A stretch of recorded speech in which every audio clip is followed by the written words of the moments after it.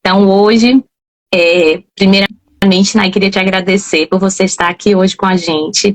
É um privilégio ter você participando dessa conversa, ainda mais sabendo da sua vida bem corrida, do trabalho.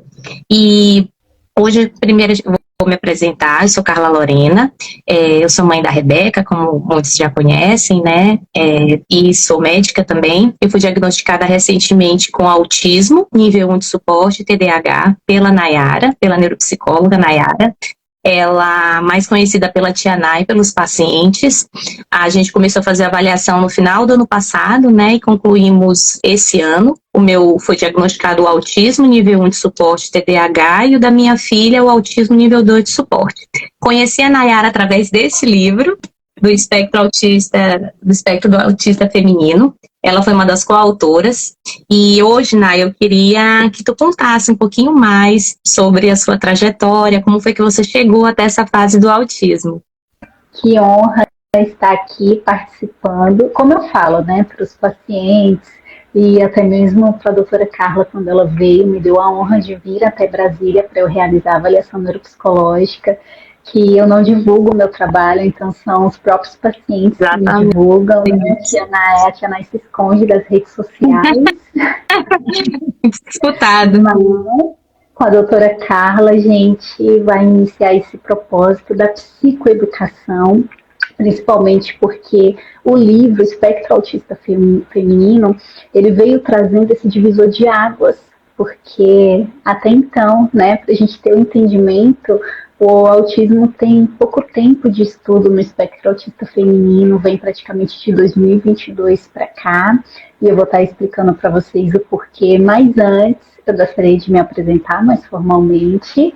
Não poderia deixar de trazer os meus estagiários que estão aqui na clínica o tempo todo comigo, tanto que é um processo muito importante, não só para as crianças, né? Apesar de eu atender o público desde bebês até idosos. Então, quando a gente fala desse processo de adultos, né, entenderem o que acontece na vida atualmente, faz uma diferença a gente ver o que passou, o que aconteceu lá na infância. Por isso que até com os adultos eu uso os meus estagiários, então eu estou aqui com a minha turminha toda completa. E eu me chamo Nayara Mesquita, mais conhecida como Tia Nay. É uma honra estar aqui nesse momento tão especial com vocês, compartilhando um pouquinho, né, dessa experiência, de como que eu cheguei, o porquê que eu decidi, né, me especializar em autismo, principalmente quando a gente fala de autismo em bebês, que não é divulgado até hoje, não é falado. E se a gente for olhar agora que está sendo divulgado e falado sobre o espectro autista feminino, e claro que eu estou aqui, né, com o meu super ajudante, o nosso ajudante, né, doutora Lorena. Isso. E a gente vai entender melhor quando eu for explicar um pouquinho sobre os níveis de suporte, que eu acredito que seja a dúvida de muitas pessoas, porque agora está parecendo que houve um boom de diagnósticos, né, no espectro do autismo, que está havendo assim, um diagnóstico muito maior também de TDAH, né, o transtorno do déficit atencional, mas tudo isso tem um motivo, tudo isso tem uma explicação. Só para vocês compreenderem um pouquinho, a gente sempre faz uma margem de um tempo antes pandemia e um tempo pós a pandemia, né, a Covid-19. O que aconteceu? Até 2019, quando o paciente chegasse para mim, né, se a doutora Lorena chegasse hoje em uma consulta comigo e ela não andasse na ponta dos pés, né, ou ela em nenhum momento, assim, não podia manter o olhar, né? Tinha que desviar por completo, olhar para qualquer outro ambiente, só não para mim. Eu vou aproveitar e só pedir desculpas porque eu tô ruimzinha do nariz, mas é porque este final de semana eu participei de um curso extenso de neurofeedback e estava chovendo, muito ar-condicionado, então meu narizinho hoje não está muito bom. E o que acontece? Se ela não apresentasse 20 critérios, porque até 2019 eram obrigatórios 20 critérios para fechar o diagnóstico, infelizmente a gente não poderia fechar o diagnóstico. E o que aconteceu? Com a pandemia, houve ali um momento em que teve todo o tratamento remoto, os pais eles começaram a participar ali do tratamento, os avós também, porque os avós começaram a ficar em confinamento, né, com os netos e os filhos, e isso fez as hipóteses diagnósticas se levantarem para o espectro autista em meninas e mulheres, porque até então, se a gente for pontuar, o autismo ele é azul, né, porque só existe um em nós. Inclusive, um respaldo muito importante. O autismo, no CID-10, ele ainda está lá, né, nomenclatura autismo infantil. E teria o Asperger, que aí o Asperger já seria uma outra condição de um adulto, por exemplo, porque é extremamente inteligente, vem com dupla excepcionalidade, que é superdotação, altas habilidades. E dentro de um contexto geral, o autismo ele era somente em criança, tanto que quem ia para a perícia no INSS, os médicos peritas deles ficavam aguardando a criança entrar. E se fosse um adulto entrando para conseguir algum benefício, eles barravam e questionavam, mas cadê a criança? Né? O autismo é em crianças, não existe autismo em adultos. E a pandemia, ela trouxe esse divisor de águas, fez com que os profissionais eles começassem a refletir, e veio então o DSM-5-TR, né, essa nova revisão, e o CID-11, que trouxe o quê? Para nós profissionais, por isso que o espectro do autismo está cada vez mais sendo diagnosticado em maior quantidade, porque de 20 critérios nós tínhamos 20. Agora só são 5. A gente tem 5 critérios obrigatórios para fechar o diagnóstico. Então, quando a gente olha, né, para um indivíduo, claro que a gente tem que tomar cuidado, porque o que é importante deixar bem claro aqui, né, para todos. O espectro do autismo, ele é uma condição que ele é do neurodesenvolvimento, tem que estar lá desde o ventre. Né? Às vezes, quando a gente pega uma imagem ali do feto, a gente já consegue identificar, né, o pacientezinho com a mãozinha ali no nariz, algumas outras questões que eles vão camuflando ao longo do tempo quando vão crescendo, mas estava lá a representação desde bebezinho. E a gente tem que entender que o profissional ele precisa ser capacitado, por isso que a avaliação neuropsicológica, que foi o tema do meu livro, né, no espectro autista feminino, foi a importância da avaliação neuropsicológica, né, a importância da avaliação neuropsicológica para o diagnóstico de autismo feminino e a sua afetividade. E por que que eu decidi entrar no mundo do espectro do autismo? Por que que eu decidi escrever esse capítulo que é muito importante para mim? Justamente pela questão de que, quando a gente olha um adulto hoje em dia, né, ou uma criança que fala, que consegue verbalmente ter uma linguagem, a gente se questiona. Não, o diagnóstico está errado? Não é possível. Por quê? Porque até então a sociedade tem como entendimento, e muitos profissionais hoje em dia ainda também, os 20 critérios que eram obrigatórios para fechar o diagnóstico. Na semana passada, eu tive um paciente que, depois da consulta, né, no SUS, para apresentar o meu laudo neuropsicológico, porque ele é acompanhado pelo CAPSI, né, aqui em Brasília, é o Centro, né, de Psicossocial de Atendimento do Serviço Público. E então ele chegou frustrado junto com o pai, por quê? Porque o médico do CAPSI questionou o laudo dizendo, você não é autista, infelizmente erraram no seu diagnóstico, e ele se questionou por que isso teria acontecido. E foi quando os dois médicos, né, um era neuropediatra, o outro neurologista do SUS, chegaram para ele e falou, porque você fala, você é verbal, você consegue falar, né? Então você não tem como ser autista, porque autistas não falam. Tem que ter esse atraso da fala. Então, quando a gente vai olhar os pontos cruciais, né, quando a gente pega aqui o DSM, porque o diagnóstico ele não pode vir do nada, né? Ele tem que vir ali de um estudo de muitos anos, ele tem que vir de toda uma preparação e um olhar profissional. Eu confesso para vocês, não é fácil fechar diagnóstico de autismo. tá? Por mais que eu tenha me capacitado todos esses anos, né? Ano que vem eu já completo uma década como profissional, uma década, né? Que abrimos a clínica. E 10 o nome anos da mais de clínica, experiência. como passa rápido, o nome da clínica não vem à toa, né? Se chama Carinho e Acolhimento de Intervenção Precoce por causa de um propósito primordial.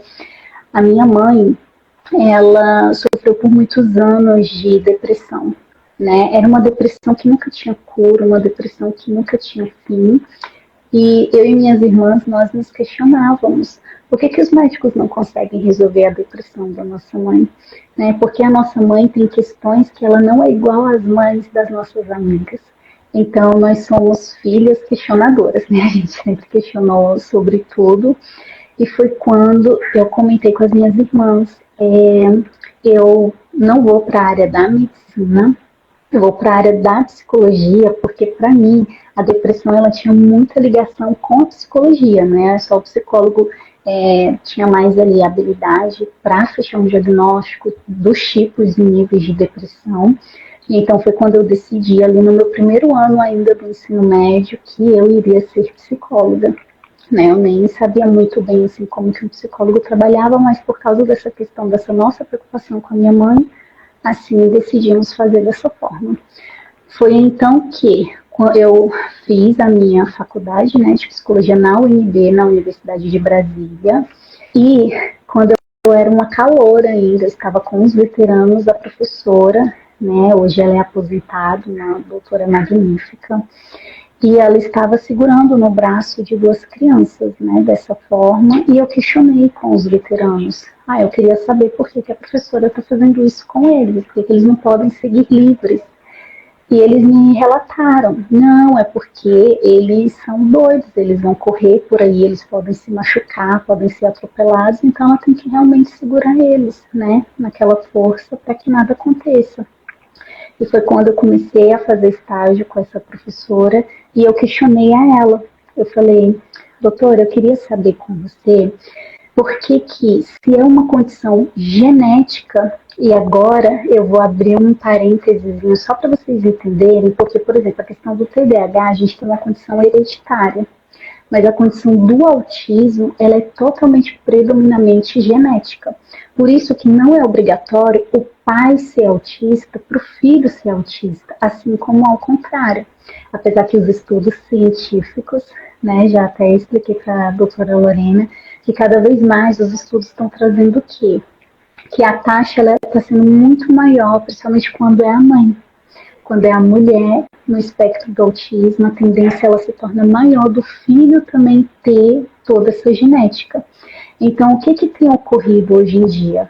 Hoje em dia a gente tem visto que as pessoas, algumas estão confundindo, né? Não, mas eu tenho questões de autismo, né? Eu tenho alguns critérios que poderiam preencher para eu também ser autista. Né? Algumas pessoas relatam, principalmente depois da pandemia, porque veio muita questão de toque, né? Algumas questões ali de organização, de padrão. Os traços, né? Tem alguns traços. Mas a gente tem aquela questão, por exemplo, quando a gente atende pacientes gemelares, né? Gêmeos. Quando a gente vai olhar, é muito idêntico o comportamento de uma paciente autista e o comportamento da irmã ou do irmão gemelares. O que vai fazer a diferença? Porque dos 5 critérios obrigatórios, por exemplo, nos pacientes gemelares, nós temos 4 critérios naquele irmão. Aí a gente pensa, tá muito forte, tá parecendo que são 5. Mas por quê? Porque acaba copiando o comportamento. Por isso que agora eu vou abrir uma questão bem importante, que talvez seja muito a dúvida de vocês, que é sobre a questão da gente pensar. O diagnóstico na criança é extremamente delicado.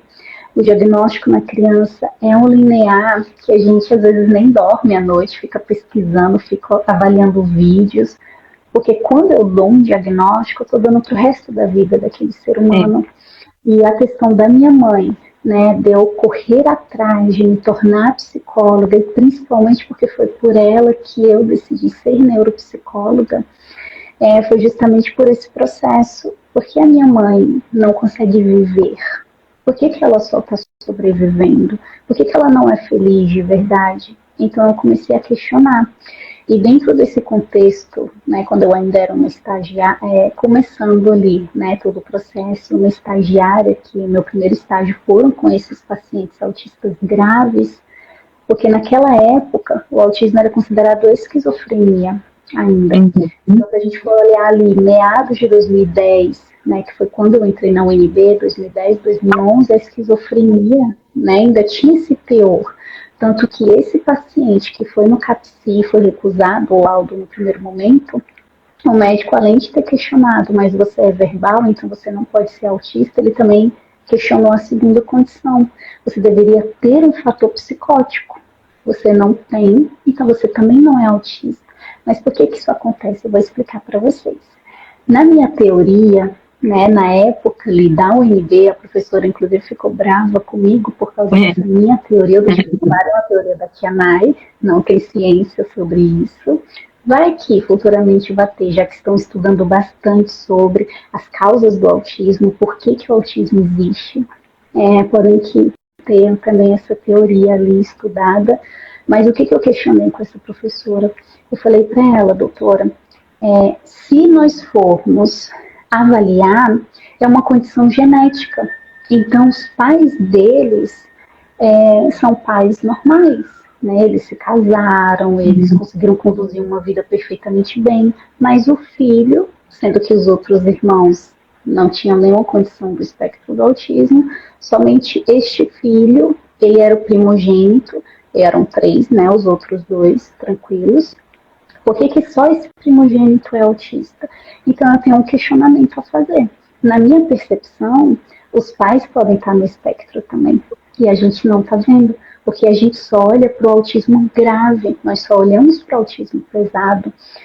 Né? Eu tenho um paciente aqui, inclusive, que ele veio de uma outra clínica, ele é diagnosticado desde os 3 anos de idade, faz toda a intervenção na análise do comportamento aplicado na aba, né, fazia nessa outra clínica, de todo esse preparatório para ele se desenvolver. Quando a família chegou para mim em novembro, eu tive que dar uma péssima notícia para essa família. O filho de vocês, no meu primeiro contato com a criança, o filho de vocês não é autista nível 1 de suporte, porque eles chegaram na agenda, já foram falando, né? A gente quer levar o nosso filho aí para Tianai, e ele é nível 1 de suporte. Assim que eu conheci, né, esse paciente, eu tive que fazer a família chorar, a ponto de eu ter que explicar para eles, infelizmente o filho de vocês é nível 3 de suporte. Porque vocês estão vendo os pacientes subindo e descendo essa escada, esses são níveis 1 de suporte, nível 2 de suporte. Agora o filho de vocês, ele é totalmente não dentro de um critério que a gente vai olhar, ele é verbal, porque ele solta, né, um verbo ali de dizer as palavras, mas ele não se comunica em hipótese alguma. Ele faz o quê? Ele faz ecolalia tardia e ecolalia imediata, que é o quê? Um desenho que ele assistiu, um filme que ele assistiu, ele representa. Então eu peguei, no momento, eu expliquei para a mãe, porque ele falava bem assim, hoje nós iremos tomar o sorvete, o fulaninho quer tomar o sorvete, fulaninho porque é o nome dele, né? Ele representa em terceira pessoa. Quer tomar o sorvete, e a mãe dele, filho, calma que a tia, né, ainda está explicando para a mamãe algumas coisas, a gente não vai poder tomar o sorvete hoje, porque vai estar tarde quando sair daqui. Aí eu só contei para a mãe, acalma seu coração, porque ele não está conversando com você. Ele está só representando o desenho que ele assistiu mais cedo, que ficou armazenado na memóriazinha dele. Aí a mãe falou, mas Xanai, ele só fala assim comigo. Eu falei, então, infelizmente seu filho nunca se comunicou com você. E o que eu tô aqui para dizer hoje para vocês? Que a minha sede pelo espectro do autismo, o meu público aqui na clínica, 90%, né? Tanto eu quanto a tia Fran é psicopedagoga, é a minha irmã, né? Depois ela também vai estar fazendo aqui algumas lives com vocês para explicar também toda essa condição, para vocês entenderem melhor, principalmente dentro do processo de aprendizagem. Por quê? Porque o nosso cérebro ele é muito perfeito. Nós temos algo chamado neuroplasticidade. E o que eu quero dizer com neuroplasticidade? A neuroplasticidade é quando eu tenho atrasos e o meu cérebro consegue desativar esses atrasos para que eu tenha cada vez mais melhora. E foi o que eu falei para a mãe desse paciente, eu falei para ela, calma o seu coração, porque agora você está numa clínica em que a gente estuda muito sobre essas condições, por isso que a gente precisa ser sincero com você e dizer que seu filho é nível 3 de suporte, mas a gente vai trabalhar com ele para que ele venha para o nível 2 de suporte e depois ele passe para o nível 3. Tia Nai, como assim? O que está acontecendo? Por isso que há mudanças nos CIDs, né? A gente saiu ali do CID 10, estamos caminhando para o CID 11, mas eu preciso deixar um parêntese para vocês também. O nosso país, né, esse Brasil maravilhoso, infelizmente ele é atrasado. Sim, é um país. Sou apaixonada de morar aqui, não pensaria em ir para nenhum outro país para morar, mas é muito atrasado. Por quê? Porque até hoje, olha que triste, até hoje, para fechar diagnóstico de autismo, a maioria dos profissionais não fecham com menos de 5 anos de idade. Né? Eu acredito que muitos pais vão ao médico e dizem, minha filha está apresentando uma questão ali de incontinência, não consegue ir lá e conversar com as outras crianças. Não, mãezinha, acalma seu coração. Timidez. Cada criança tem um tempo. Exato. Mas nós que trabalhamos com a ciência, não existe cada criança tem seu tempo. Né? Eu vou até pegar aqui uma caneta para explicar melhor. Nós temos um marco do desenvolvimento. Isso. O que acontece nesse marco do desenvolvimento? Isso quer dizer que, quando eu tenho um filho, quando eu tenho uma criança, eu vou analisar se ele está seguindo dentro da margem mediana. E aí, o que acontece quando os pais me procuram? Né? Porque o filho está abaixo. Ele não está verbalizando. Né? Na época da pandemia foi uma época muito difícil, por causa da questão de que muitos pais tinham aquele potencial. Meu filho não está indo para a escolinha. Então, justifico porque ele não está falando. Mas vai chegar uma hora que ele vai falar. E eu digo, não. Por que isso está errado? Porque se, por exemplo, a gente olhasse na época em que as crianças não estavam indo para a escola da Covid-19, nós teríamos que avaliar. Mas dentro da família todo mundo é verbal? Sim, todo mundo se comunica, a televisão fica ligada, a gente se reúne com a família. Eu falei, então tá mais errado ainda. Porque há estimulação no ambiente, estimulação até melhor do que na escola. E o seu filho não está se comunicando porque verdadeiramente ele tem um atraso grave e a gente precisa investigar. E quando a gente vai olhar na avaliação neuropsicológica, deu positivo o autismo. E o que eu quero explicar para vocês? Que tem uma diferença muito grande entre menina e menino. Totalmente. Perfeito. Mostrou aí para vocês também, né? É a nova versão aqui do... De novo, quem tem filho e mulher e tem dúvida, compre um livro, porque é totalmente diferente. Totalmente. Muito. Tanto que o autismo só era visto em meninos por causa dessa questão. Os meninos, eu vou explicar para vocês uma condição chamada neurônio espelho. O que é o neurônio espelho? Que é esse prejuízo que autistas têm no cérebro. Neurônio espelho é a minha condição de me colocar no lugar do outro. Né? O que acontece? Antes de eu falar alguma coisa, eu pensar e refletir. Será que essa minha mensagem vai deixar outra pessoa triste? Será que essa minha mensagem vai impactar no que ela vai receber? E por si só, os meninos, eles têm esse prejuízo de cópia também. Né? Eles não copiam ali o ambiente, então eles se representam do jeito que eles são. Né? Se eles estão tirando ali o catarrinho do nariz, eles vão tirar, eles não vão assim disfarçar igual as meninas disfarçam. Né? Deixa eu colocar a mãozinha aqui, ver o que eu faço para ninguém perceber. Então, as meninas autistas, por isso que o diagnóstico de meninas a gente só consegue fazer com avaliação neuropsicológica, porque elas camuflam muito bem, né? A doutora Lorena, eu acredito que muita gente que não a conhece assim como a família, porque a família sofreu bastante, mas assim, pessoas assim um pouco mais próximas devem ter se espantado, né? Mas você é médica, você casou, você tem uma família linda, brilhante. Como que você é autista, né? Então, se a gente olhar, o espectro do autismo, ele é uma deficiência porque ele é um prejuízo. Só que eu vou contar a diferença para vocês. O prejuízo não é fora. Por exemplo, um paciente nível 3 de suporte, ele vai representar mais. né? Ele vai estar ali dentro de um processo de uma deficiência intelectual, dentro de um processo de um transtorno opositor desafiador. Então, ele vai mostrar que ele tem algum problema. Porém, o autismo nível 2, bem barrado para o nível 1, mas principalmente o nível 1 de suporte, ele vai fazer o quê? Por fora eu vou mostrar que está tudo perfeito, né? Eu poderia muito bem entrar dentro de uma percepção em que é tão camuflado que a gente poderia nem diagnosticar. Por quê? Porque o nível 1 de suporte, principalmente, ele sofre por dentro. As explosões são aonde? São dentro de casa, com a mãe, com o pai, com os irmãos, com o filho, com o marido, com a esposa. Então, quem é que vai sofrer? Vai sofrer o próprio paciente e as pessoas dentro de casa.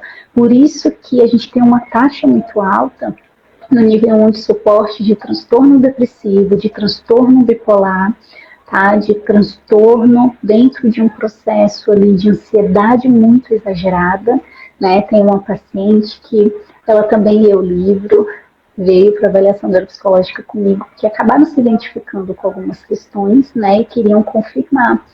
Só que eu já avalio desde a agenda, né? Quando eu vejo ali o jeito que fala, o modo como chega lá embaixo, eu gosto de recepcionar.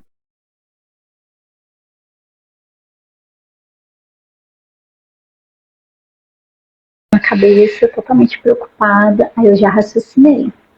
Ela está estranhando que a minha clínica é em uma casa por causa do autismo.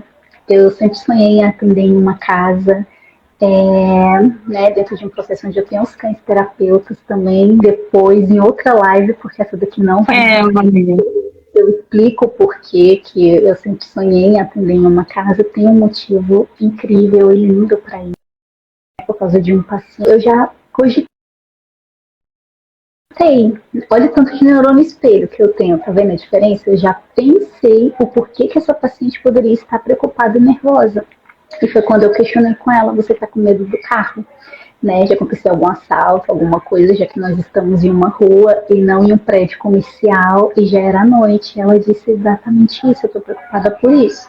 E então a gente organizou o carro dela, deixou tudo tranquilo, porque eu precisava que ela estivesse totalmente para mim aqui na clínica, né, totalmente tranquila e não com a cabecinha lá pensando. E o que eu quero dizer com isso para vocês? Qual é a diferença? A diferença, aquilo que eu falei naquela época para minha professora, quando eu ainda era estudante na UNB, era que só existem dois cérebros. Ou a pessoa nasce no cérebro típico, ou ela nasce no cérebro neurodivergente. Por isso que a Tia Nay consegue olhar para o paciente quando ele chega na clínica e entender o que ele tem, né, sem nem ter finalizado ali a avaliação neuropsicológica. Muitos se assustam, inclusive, tá? Eu tenho uma mãe que ela falou, olha, eu fiquei com medo de você, porque no nosso primeiro encontro, na primeira consulta, você falou que meu filho é autista. Eu fiquei com medo. Então, eu expliquei para ela que por eu ter essa compreensão, o paciente chegou para mim hoje, né, tá aqui, eu vou olhar o que nesse marco do desenvolvimento? Se ele prevalece para um cérebro típico ou se ele é neurodivergente. Com isso, eu sabendo qual é a diferença, eu vou explicar para vocês bem rapidamente. Um cérebro típico, ele tem ali aproximadamente 300 bilhões de neurônios. Então, eu vou ter o que? A paz e o equilíbrio.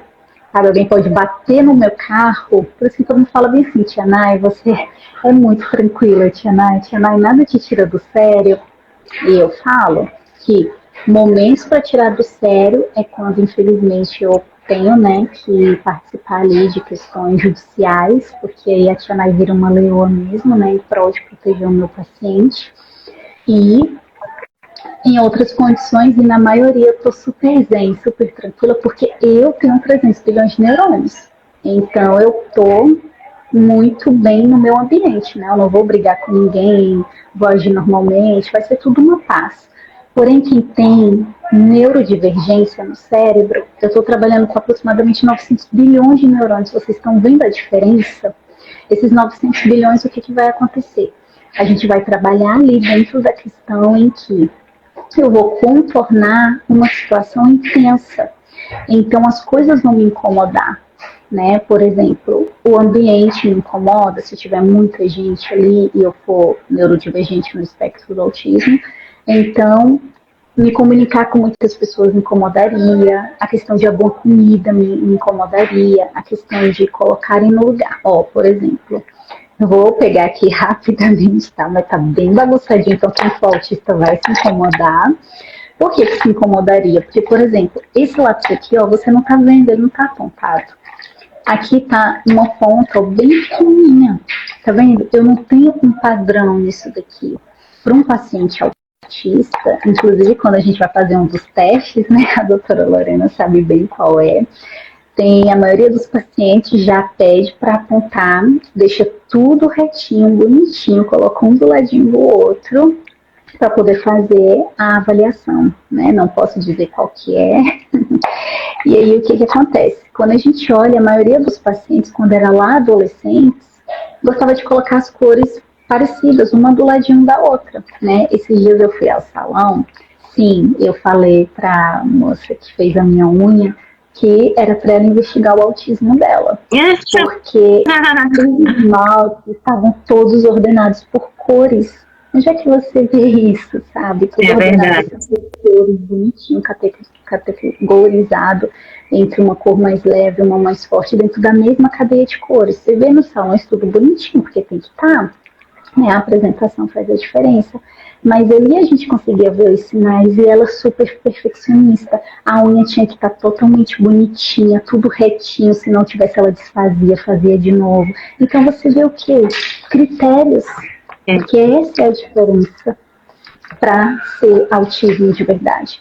Por isso que não adianta você tentar olhar no Google sintomas parecidos, porque todos nós vamos achar alguma coisa parecida com os sinais de autismo. Só que para o paciente, ó, o paciente pode ter 4. Se ele não preencher 5, eu digo para ele, você está dentro de uma possibilidade que nos Estados Unidos está sendo estudado da Fechia Diagnóstico, né, do Dr. Tiago Castro, a gente fez o livro juntos, uma honra. Ele é incrível, né? Não tem palavras, né, doutora Lorena? Um dia a gente chama ele, convence ele. É uma honra ter o doutor Tiago Castro, ele é referência no Brasil de autismo. E quando a gente fala, por exemplo, ele é um dos primeiros a falar, né? Ele e a doutora Lígia também, né? Lígia Pereira, um amor, vamos fazer com ela também. E ele fala sobre o FAA, Fenótipo Ampliado do Autismo. E qual é a diferença? É porque é assim, ó, deixa eu mostrar para vocês rapidamente. Dentro dos 5 critérios, a gente tem o critério A e a gente tem o critério B, tá? Para fechar o diagnóstico. Dentro do critério A, eu tenho que preencher 100%. Tá vendo? O 2 e o 3. Não sei se dá para vocês verem aí direitinho. E dentro do critério B, eu tenho 4. Desses 4, porque aí dariam 7, né? Desses 4, somente 2 são obrigatórios. Por isso que no final se tornam 5 critérios obrigatórios para a gente bater o martelo de autismo. Então, quando o meu paciente ele vem para avaliação e ele só preenche 4, ele não preenche o 5º, eu digo para ele, ó, você está dentro de um processo de fenótipo ampliado de autismo, né? Só que dentro desses 5 critérios, que é o A e o B, a gente tem o critério C e o D aqui no DSM. O que são esses critérios C e D que o profissional precisa olhar atentamente? Ele é um fator do sofrimento, que foi o que eu falei para vocês no iniciozinho da live.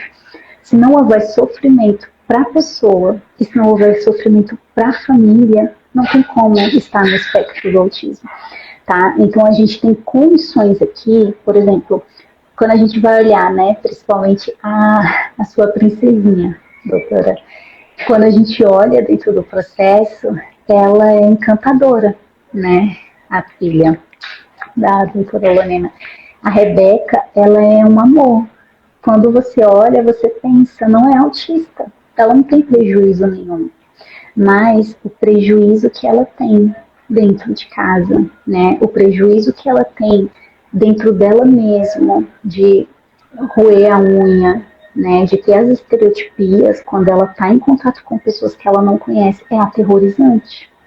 E aí o que acontece? Por que crianças abaixo de 5 anos de idade. Isso é algo muito importante deixar claro para vocês.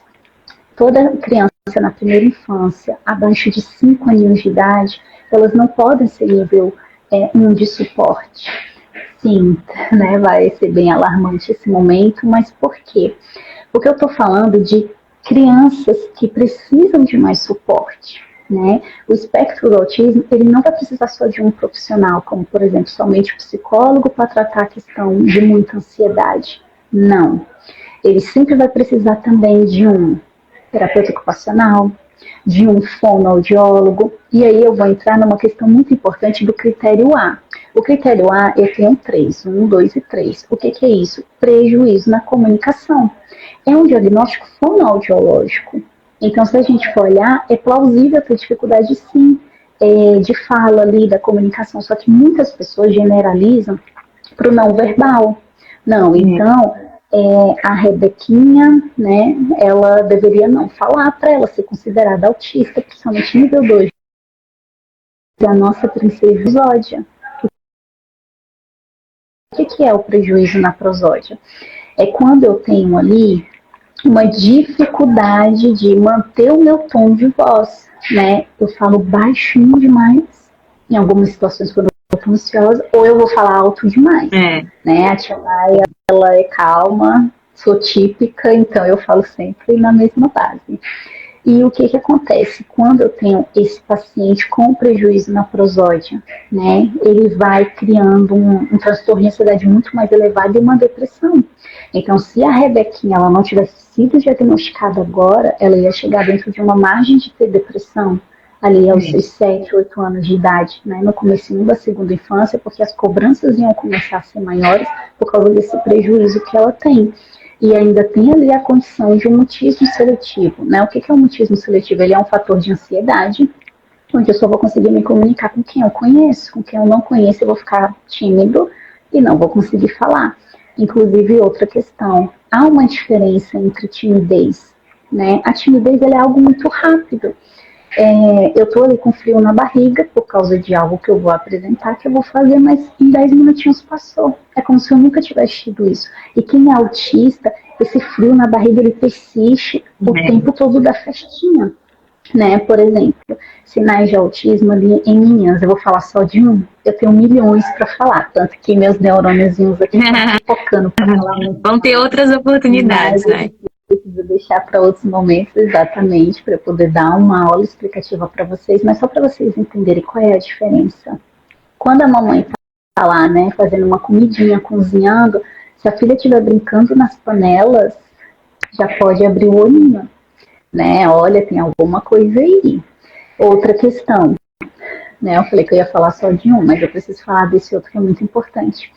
Quando a menina vai brincar de boneca, desde quando a gente nasce, a gente é um bebezinho, a gente está vendo o quê? A mãe amamentando. Então, já é algo aprendido, um comportamento 100% aprendido. Não tem como esquecer de fazer isso, que é como eu pego a boneca, seguro o meu biquinho do peito, faço um movimento como se fosse dar de mamar, depois eu coloco para rotar. E brinco o tempo todo nesse sentido de mamãe filhinha. Só que uma menina no espectro do autismo, como é que ela vai brincar? Ela vai brincar arrumando a boneca. Ela vai tirar a roupa, vai colocar a roupinha, vai deixar lá o cabelinho arrumadinho e a mãe vai dizer, tia Nai, ela brinca com função? Olha lá, ela brincando de boneca. E isso não é brincar com função, tá? Isso é um padrão rígido e repetitivo. Então, só agora eu já estou dando para vocês aí 4 critérios de diagnóstico no espectro do autismo, né? Desses 4, por exemplo, se a gente for olhar, não tem a que compartilhar, né, do interesse. Por quê? Porque quando a gente vai falar de chave ouro para fechar o diagnóstico de autismo é o compartilhar. Porque esse prejuízo no neurônio espelho que eu expliquei para vocês, o que seria esse compartilhar? É quando eu estou dentro de um processo que eu compartilho só do meu interesse. Né? Então a criança está ali brincando da boneca do jeito dela. Aí a mamãe tá pedindo, filha, mas vamos dar a mamadeira, ou vamos colocar aqui a mamadeirinha. E ela vai lá e quer, porque quer continuar brincando do jeito dela. Então ela não compartilha do que a mãe está compartilhando, ou do que as outras crianças estão compartilhando. Outro exemplo muito importante é, quando vai, por exemplo, uma festinha de amigo, né? Se você percebe que a sua filha ou o seu filho, ele precisa de incentivo para se aproximar de outras crianças, também já tem que observar. Porque o correto é o quê? Eu estou numa festa infantil, eu sou criança, eu vou deixar minha mãe e meu pai para lá e vou me comunicar, vou brincar. Só que o que faz a avaliação da erupção? Oi? Cortou? Voltou, mas pode falar. Voltou. Tá, vou repetir aqui. Da festinha que você estava falando, da criança que se aproxima, que não quer se afastar dos pais. Isso, então, o que acontece?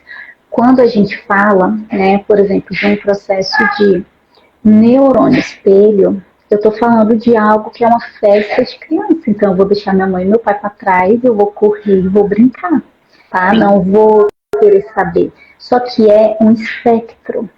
E é isso que faz a avaliação neuropsicológica se tornar padrão ouro para o diagnóstico de autismo. Porque se é um espectro, agora a tia Nai vai jogar uma bomba. Eu estou falando de um prejuízo e uma dificuldade significativa de não ter uma receita de bolo. Então, eu não posso dizer que todas as pessoas autistas vão ter dificuldade ali para chegar e ter uma comunicação com alguém, né? De precisar pegar na mão do pai e da mãe ou ter um parceiro ali para ir junto nos lugares, não gostar de ir sozinho. Porque a maioria dos pacientes vão lá e fala com todo mundo, interage com todo mundo, tá? Só que não mantém uma amizade correta, acaba falando que não deve, não tem filtro ali no momento de falar. Tá vendo, gente? O espectro do autismo, ele é gigante. Então, assim, eu sou psicóloga. Eu sempre falo que o psicólogo, ele é a ciência do comportamento. A minha faculdade inteira, a gente estuda, principalmente na Universidade de Brasília, muito sobre o condicionamento comportamental. Né? A gente consegue ter essa observação mesmo do comportamento. Por si só, isso já me efetivava a ir fechando o diagnóstico e trabalhar com autismo. Mas o autismo, ele é tão peculiar, ele é tão extenso, é tão gigante os sinais e os sintomas, porque em cada indivíduo vai ser totalmente único, não existe uma receita de bolo ali, apesar que dentro da receita de bolo é obrigatório, vou deixar bem claro, os 5 critérios de autismo. Só que dentro dos 5 critérios de autismo vão ter coisas bem pequenininhas que vão confundir. Por isso que eu fui o quê? Eu me especializei em autismo. Eu me especializei em autismo, né, geral, que no caso só existe em meninos, mas quando veio ali a possibilidade da pandemia, né, porque os Estados Unidos está em primeiro lugar, o diagnóstico era em criança pequenininha e o Brasil atrasado, então eu queria ter ido para os Estados Unidos, mas por questões que depois eu vou explicar para vocês os motivos, eu não pude ir. E com a pandemia, abrir o curso foi excepcional. Só nesse momento, nessa época, abri o curso de forma remota, claro, né, pagando em dólar e tudo mais. E eu fui lá e fiz o curso, tá, com profissionais para observarem bebês em crianças pequenininhas. Tanto que hoje, eu tenho um pacientezinho que ele veio com 3 meses. Né, ele veio com 3 meses, a mãe preocupada, porque ele tinha hipotonia, né, dificuldade de ficar com o pescoço duro, ele não colocava o pezinho no chão. A primeira coisa que eu fiz, eu sempre peço para o pai e para a mãe, quando é bebê, trazer no momento do mamar, porque isso diz muito sobre a criança autista, se ela é autista ou não. E o que aconteceu? Eu peguei, já tirei a meinha do paciente, ele já conseguiu colocar o pezinho no chão e já deitou, por quê? Prejuízos sensoriais, né, que ele tem até hoje. E se a gente for olhar, no momento ali da amamentação, para o bebê ficar o tempo todo em conexão com a mãe, com o olhar da mãe. O bebezinho autista não, a gente faz qualquer movimento, qualquer barulho, aí as mães ficam bravas com a tia Nai porque suja tudo de leite. Ele tem que parar de amamentar para olhar e procurar o estímulo do ambiente, o que está acontecendo. Né? Por quê? Porque se a gente for olhar, uma predominância muito grande é prejuízo no sono. Né? Se o bebê tem prejuízo no sono, a criança tem prejuízo no sono, tem uma grande chance de ser autista. Mas, por exemplo, o do Dr. Tiago Castro, né, que ele aponta muito bem o Noah, que é o primogênito dele, né, autista nível 3, e hoje ele é nível 1 de suporte. O que aconteceu? Ele disse que o filho dele, quando era bebezinho, parecia que não tinha bebê em casa. Era um bebê que toda mãe agradece. Ah, tá lá quietinho no berço, eu tô dormindo de madrugada, meu filho tá acordado, mas ele tá quietinho no berço. E ali era autismo, tá vendo? Então, assim, se a gente não tiver conectado a um profissional capacitado, sim, gente, aqui na clínica a gente inclusive fica no pé, né, dos profissionais, porque a gente estuda muito. Eu e a tia Fran, a gente tem esse objetivo de todo final de semana estar acompanhando artigo científico. Saíram artigos esse final de semana do doutor Lucel Lacerda, Sim. né, um doutor incrível na área de educação e mestricíssimo em autismo. Ele colocou, depois vocês vão lá para acompanhar, porque se eu colocar aqui, aí vai ter mais assunto para a não parar de falar, mas é o tempo todo uma busca do que é o autismo, sabe? Para a gente poder explicar para as mães, ó, isso daqui é o que causa o autismo, então vamos tentar não fazer.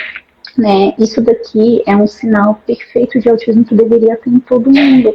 Então, se a gente for olhar, é um profissional 100% capacitado para conseguir, tá? Então, se a gente for olhar, levando o motivo, né, doutora Lorena, por exemplo, da sua filha ser nível 2 de suporte, o que ela fala e ela não é nível 1 de suporte, é justamente essa prejuízo de intensidade de profissionais trabalhando com ela, porque ela tem várias questões de prejuízo.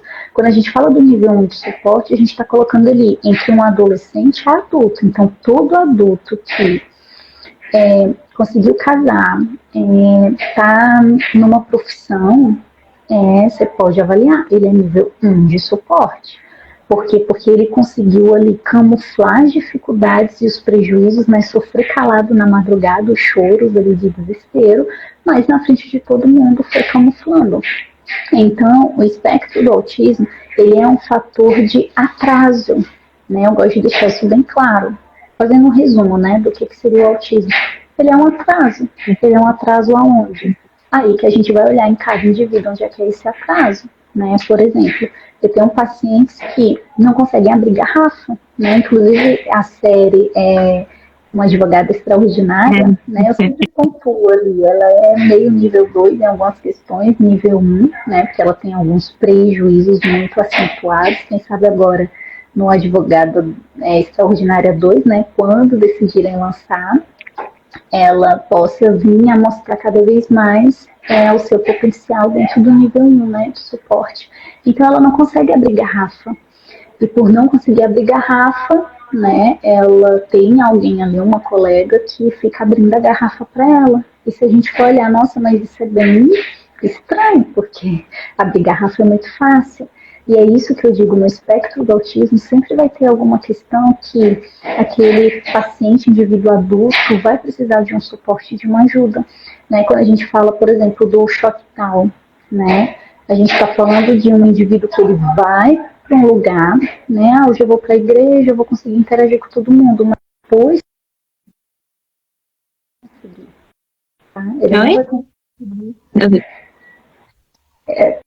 Pulou um pouquinho, né? Para em qual parte? Mas pode falar, deu para ouvir. Ótimo. Então a gente acaba percebendo que não vamos conseguir sozinhos dentro de uma dificuldade, dentro de algum prejuízo que a gente tenha. Por isso que o espectro do autismo ele precisa de verdade ser, principalmente no adulto e no adolescente e na criança maior. Quando você está com um bebezinho, você já está vendo ali o marco. Desde ele nos primeiros dias de vida. Mas quando é uma criança maior, né? Os pais aqui sabem, meu celular, né? Que dei conta de tanta foto, tanto tudo, que eu sempre peço vídeos e fotos. Né? Teve uma paciente que ela falou, eu só tenho 2 fotos. Eu falei, é o suficiente para mim, uma adulta. E ela trouxe ela gostando de brincar de pedrinhas. Quando ela era criança, ela colecionou as pedrinhas e colocou uma do lado da outra. Ela falou, eu amava fazer isso aí quando eu era criança. Mas aí na escola, o pessoal, né, fazia bullying comigo, eu tive que parar, distinguir. Né? Tem paciente que está fazendo o teste de avaliação psicológica, está lá, ó, enrolando o cabelo. Né? Não tem ali a estereotipia de mexer o pé ou de roer a unha, mas tem de ficar enrolando o cabelo, tem uns que vão tirando, né, o fio de cabelo e vão disfarçando, só que eles falam, chegou um momento lá na minha adolescência que eu fazia isso direto. né? Só que a gente vai crescendo, vai se tornando adulto e vai diminuindo, que é aquele momento, eu preciso me enquadrar naquele ambiente, então eu tenho que fazer coisas que eu me parecia normal, tanto que eu até brinco com alguns pacientes. Tem um melhor amigo seu, deixa eu conversar um pouquinho com ele para eu perguntar o que, que ele achava que era estranho em você. Porque o espectro do autismo, a gente tem essa situação, ele era estranho naquele tipo de fala, ele era estranho naquele comportamento, por exemplo. Se a gente for olhar, muita gente ama pegar livro novo e cheirar, né? E isso é um padrão rígido, né? No espectro do autismo, quem gosta de ler tem isso até demais de cheirar livro, mas tem outras pessoas que gostam de cheirar livro e não são autistas. Então, que a gente venha a procurar cada vez mais investigar o nosso passado, desde a nossa infância, o que a gente fazia, o que não fazia, por que eu consegui identificar por fotos, né, por fotos e vídeos ali quando era criança. Porque quando eu estudei autismo em bebês, eu não estava ali com o bebê na hora, né, do momento do estudo, justamente os vídeos e a parte toda educacional na minha prática ali, né, quando eu estava estudando, eram vídeos e fotos. Então isso fez com que eu caprichasse, né, nessa minha perfeição de avaliar por fotos e vídeos. Tanto que teve uma mãe que ela falou, minha filha não é autista, eu não vejo nenhum padrão. Eu falei, tá, mas traga as fotos e os vídeos. Aí eu fui mostrando pra ela, olha aqui, sua filha gosta de brincar dentro de armário quando era pequenininha, né, a sua filha gostava de brincar com pedrinhas. Isso não é brincar com função. Tá vendo aquela foto ali? É um monte de gente na festa brincando, e sua filha lá no cantinho, né, no telefone. Então, assim, se a gente for olhar, a gente vai juntando o que? Um quebra-cabeça. A avaliação da psicológica por isso que ela é várias sessões. Né? A gente tem ali pelo menos umas 6 consultas a 10 consultas ali, principalmente quando é pequenininho, tá? Eu sempre falo, quando é adulto, a avaliação ela é mais rápida. Mas quando é a primeira infância, a gente sempre demora muito mais ali o processo. Por quê? Porque é um quebra-cabeça, então eu vou juntando cada pecinha. Porque eu estou falando de um diagnóstico que é para o resto da vida da pessoa. Então, se vocês me perguntarem bem assim, vale a pena um adulto ter o diagnóstico de autismo? Vale a pena um idoso ter o diagnóstico de autismo? Sim, vale. E por que que vale a pena? Porque foi isso que não aconteceu com a minha mãe, né? Dela, por exemplo, entender o que que ela tinha, todos os prejuízos que ela tinha, a gente não entendeu por que que ela agia daquela forma, né? A gente culpar, não, mas por que que ela agia dessa forma e não normal como todas as outras mães? E não ter esse, que é o mínimo que eu falo, né? Da parte digna ali de um ser humano, é saber o que acontece com ele.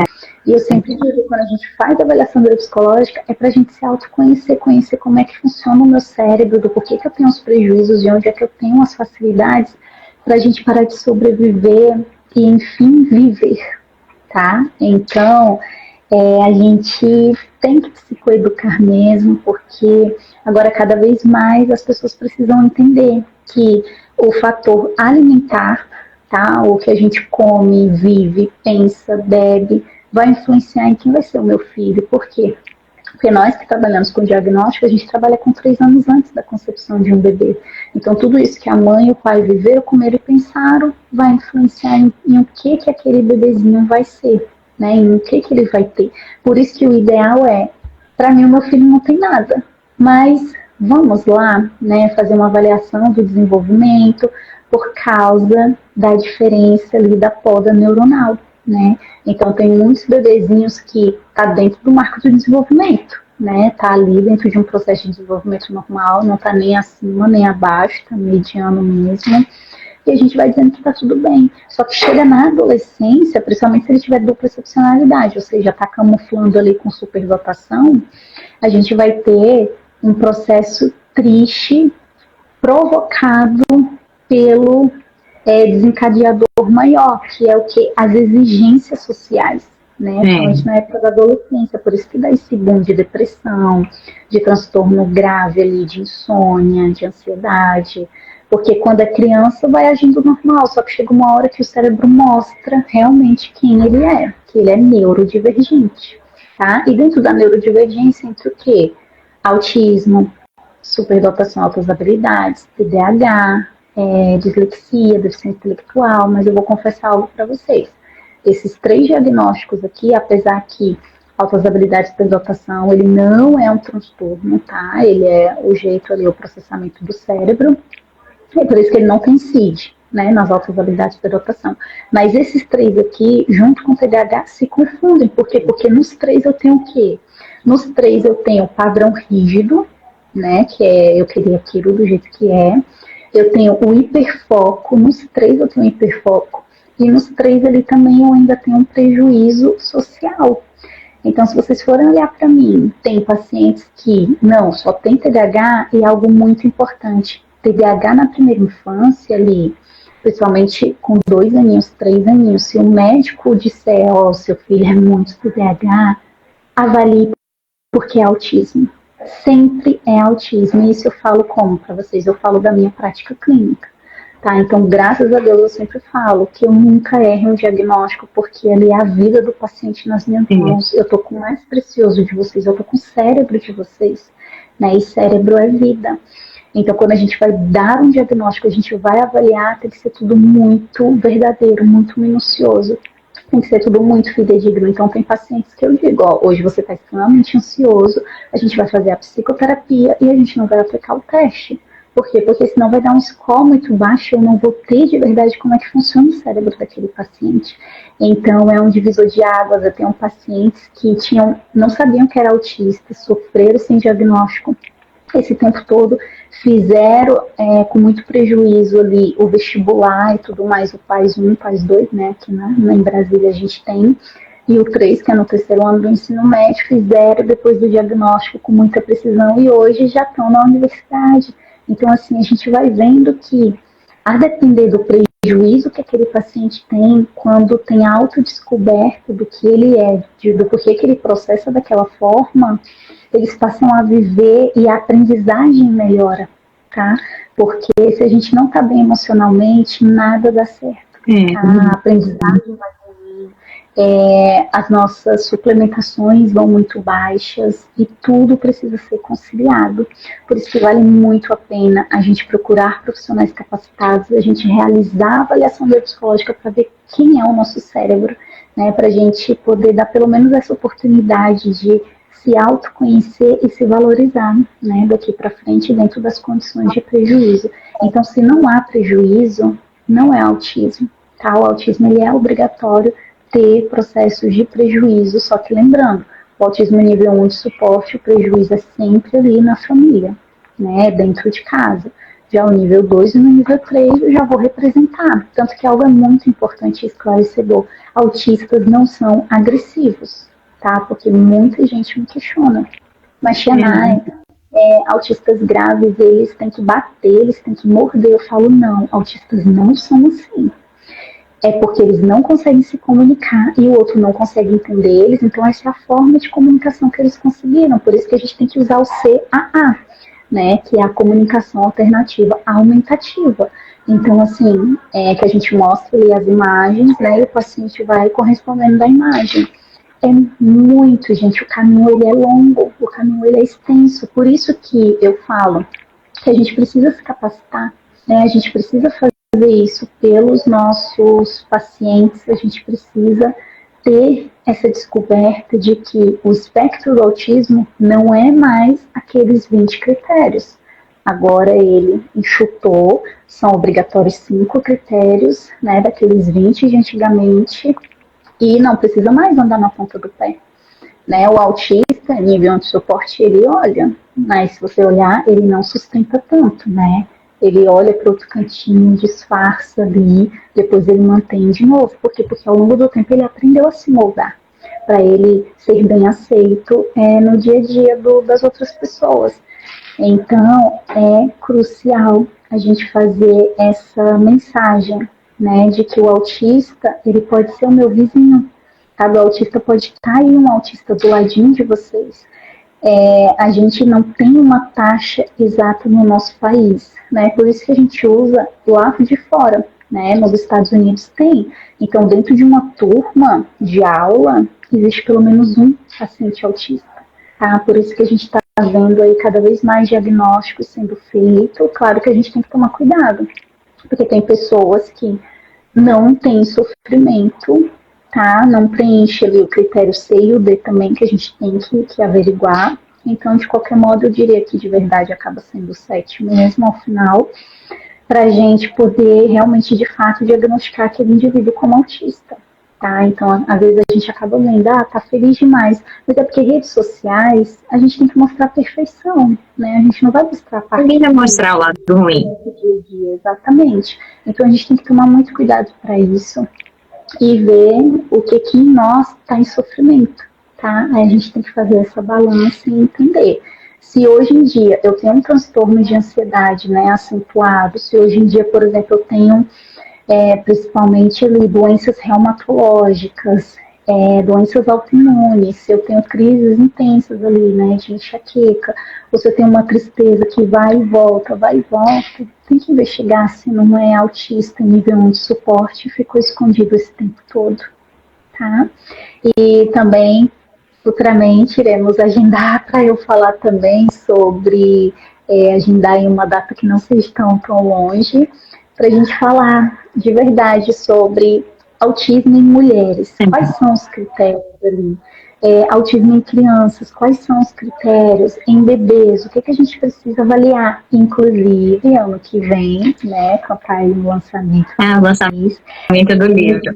Livros, exato, né, sobre espectro, não só sobre autismo, tá? Quero deixar isso bem claro para vocês, mas espectro em bebês, né? Para a gente falar sobre o iníciozinho ali, essa parte precoce mesmo, tanto para superdotação, para as habilidades, quanto para TDAH, para que a gente hoje em dia a gente possa fazer o que? Intervir.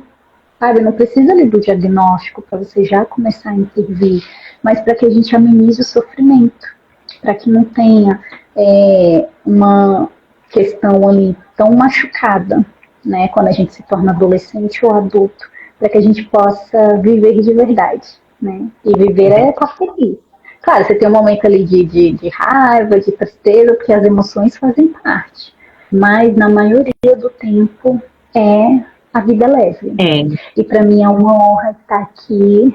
Eu te agradeço, foi muito bom. E é assim, pessoal, por isso que eu escolhi a Nayara para fazer minha avaliação. Eu digo assim, eu sempre fui muito chata quando eu quero uma coisa ou fosse investigar, como uma boa autista, né? A Nayara sabe. E quando eu li o livro, eu vi que tinham outros profissionais, aqui em São Luís também tem outros profissionais, mas você ter esse olhar, esse cuidado e esse amor pelo que você faz, isso não é em todo local que você encontra, nem todo profissional. Então, realmente, você ir atrás de um profissional que entenda. E assim, pessoal, profissional bom também demora às vezes. Eu digo assim, não, porque as pessoas às vezes também querem, né, fazer uma neuroavaliação e diz assim, eu já quero fazer mês que vem sair com resultado. Não é assim, é um processo, né? É um processo que é feito, que é acompanhado, demora um pouco, imprevistos surgem. Então, assim, pessoal, a Nayara realmente é uma neuropsicóloga de confiança que eu indico de olhos fechados. E a proposta dessa live, se der tudo certo das outras, a gente até quer fazer também algumas coisas no YouTube, trazer esse conhecimento, porque é algo que não pode ficar guardado. Muitas vezes as pessoas falam assim, não, vamos melhor ninguém saber de nada, fingir que nada está acontecendo. E isso é pior, porque uma hora vai vir à tona. Então, ter profissionais que entendam, compreendam, vai fazer toda a diferença na vida da pessoa que está dentro do espectro e dos familiares, principalmente dos amigos, porque as pessoas aprendem a lidar melhor com ela também. Então, é muito importante. Então, agradeço a todos. Nai, obrigada. A gente vai marcar, eu prometo já a próxima para poder trazer mais informações. E se vocês tiverem alguma dúvida também, podem deixar, a gente vai tentar postar, deixar nos comentários para ver o que realmente as pessoas querem saber, né? Que é o principal objetivo, trazer essa psicoeducação que a Tia Nai tanto prega e agora a gente está tendo oportunidade de trazer. Sim. Um grande abraço. Beijo, Nai, foi um prazer estar com você. Beijo, tchau.